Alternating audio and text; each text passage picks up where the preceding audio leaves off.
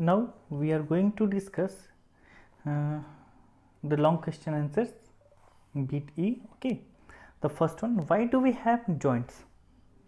So we have studied in joints that joints are there for the movement of our bones.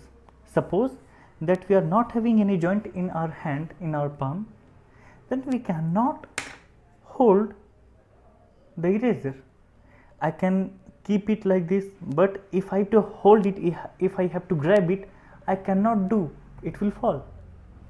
For grabbing this eraser, I must curl my fingers. I will have to bump up my fist, I will have to bend it. To perform such activities, we need joints. So, why do we need joints? To perform different activity, the bones have to move. For this movement, bones have joints. This is the correct answer. What is the correct answer? To perform different activity, bones have to move, and for this movement, they have joints. Okay. Another question is, why is our backbone made up of many small vertebrae instead of having a straight long bone? Actually, so while we have studied or discussed the backbone, we knew that this total backbone is made up of 33 small bones, which are called as vertebra, and to provide the flexibility. For providing the flexibility, they are made up of small bones. If there would be long and straight bones, it cannot move. So we won't be able to stretch or bend or relax our back. Okay, so for giving some flexibility, our backbones are made up of small vertebra. Okay. The next question is,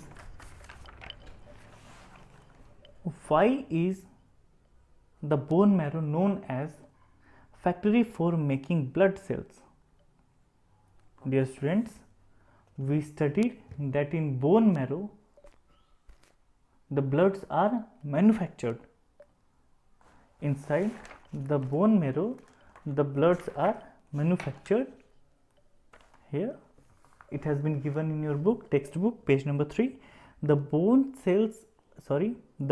cells are manufactured inside the bone marrow, and therefore they are known as factory for making blood cells. Okay.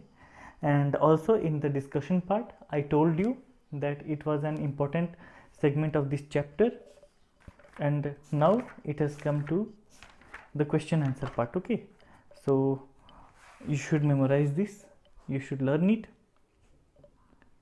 Next question is, how does a ball and socket joint work? While discussion, I gave you example of my hand and I think so my fist, that a bone having ball fits into hollow socket of another bone. Suppose that this is a bone having ball shaped size. Okay, or I can take another example.